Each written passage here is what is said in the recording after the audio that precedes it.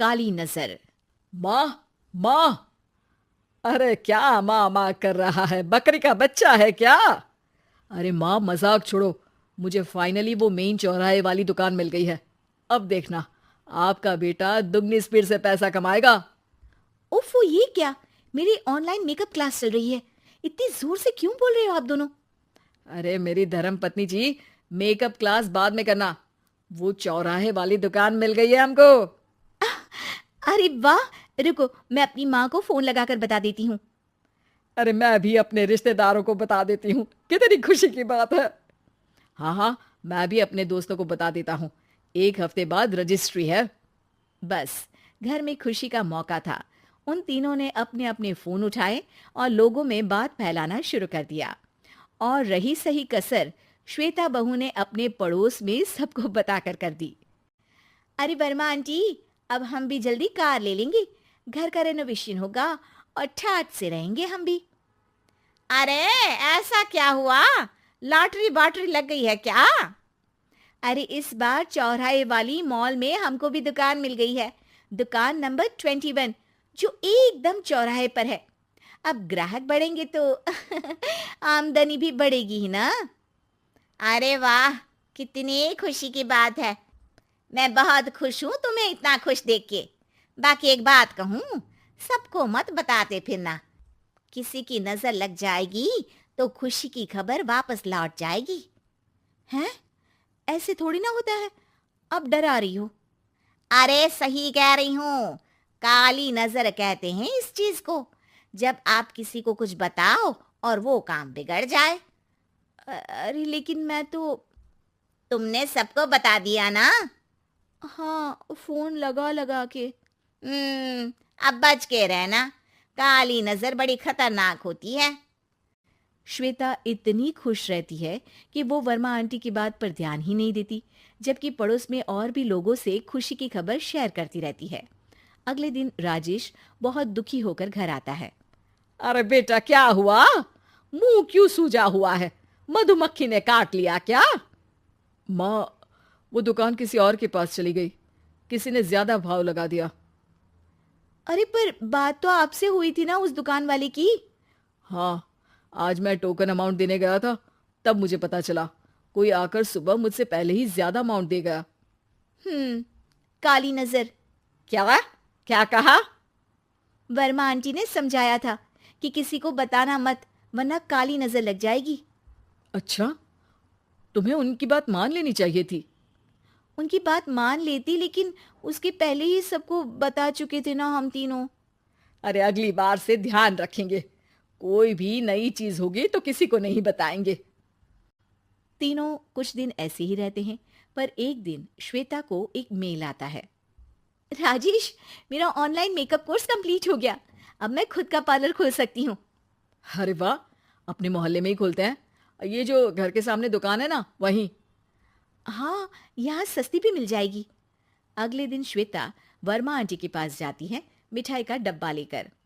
अरे आओ आओ, कैसे आना हुआ? जोर से नहीं बोलूंगी। वो सामने वाली दुकान है ना, वहां मैं अपनी पार्लर की दुकान खोलने वाली हूँ। उसकी मिठाई है। अरे वाह, बहुत बधाई हो तुमको। हाँ, मैं कमाने लगूंगी तो राजेश पर पूरे घर का बोझ नहीं रहेगा ना आंटी जी। ये तो है। पर ये बता कि तूने ये बात किसी और को तो नहीं बताई ना? अरे नहीं नहीं, पिछली बार गलती कर दी थी।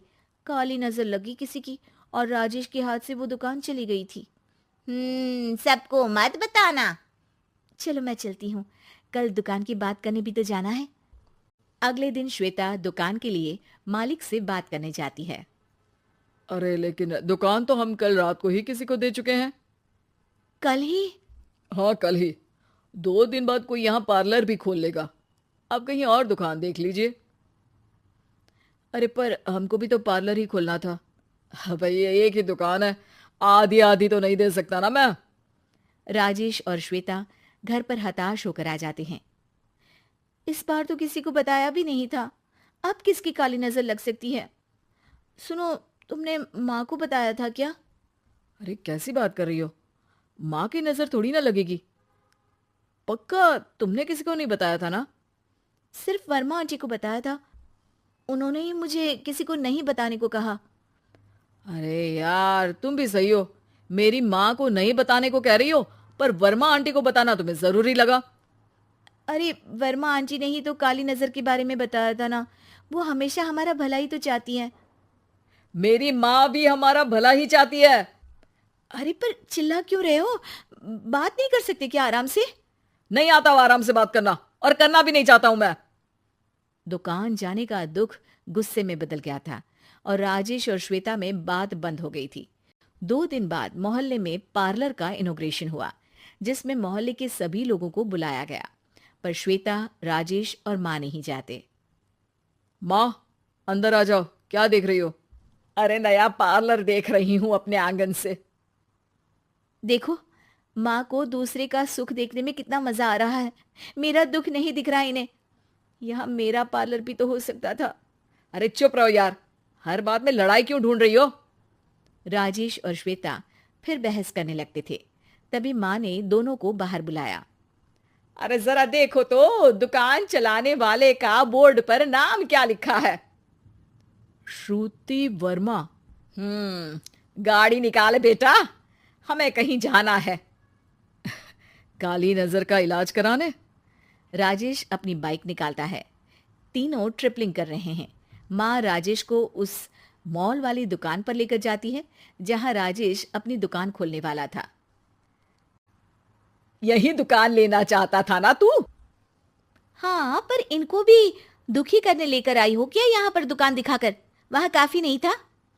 अरे श्वेता, थोड़ा सब्र रख, अभी पता चलेगा कि हम यहाँ क्यों आए हैं। बता, इस दुकान चलाने वाले का नाम क्या है? अनुपम वर्मा। कुछ समझ में आया? वो दुकान वाली श्रुति वर्मा, ये दुकान वाला अनुपम वर्मा, और हमारे पड़ोस में हमने उस दुकानों के बारे में बताया किसको था? अब वर्मा आंटी को। मतलब वर्मा आंटी ही हमारा काम बिगाड़ रही है? नहीं नहीं, ऐसा नहीं हो सकता। ये बस इत्तेफाक है।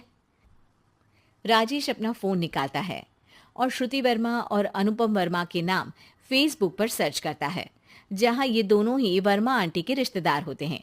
श्वेता को समझ में आ जाता है कि वर्मा आंटी की ही नजर काली नजर है। अब क्या करना है? कोई भी खुशी की खबर हो तो काली नजर से बचना है, यानी वर्मा आंटी से बचना है। अरे पर मुझे ये समझ में नहीं आया कि वो हमारे साथ ऐसा क्यों करेंगी। अरे बेटा, एक सीख है, दूर के आदमी को आपकी तरक्की से कम परेशानी होगी, पड़ोसी को ज्यादा। दोनों माँ की बात में हामी भरते हैं और अगला काम चुपचाप करने की कसम खाते हैं, ताकि आगे से वर्मा आंटी कोई काम ना बिगाड़ सके।